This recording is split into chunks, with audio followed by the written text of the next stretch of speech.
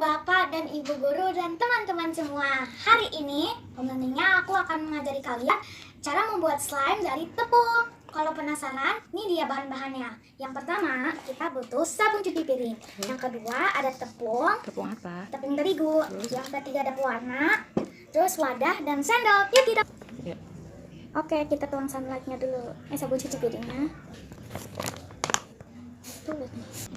Selanjutnya kita masukin tepung terigunya, kira-kira aja ya. Ini aku pakai 1,5. Habis itu kita masukkan warna makanannya.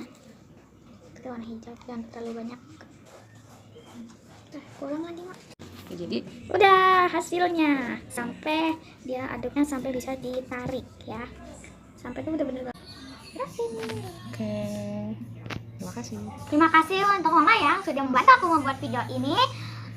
Mohon maaf bila ada kesalahan di video ini. Wassalamualaikum warahmatullahi wabarakatuh. Selamat mencoba.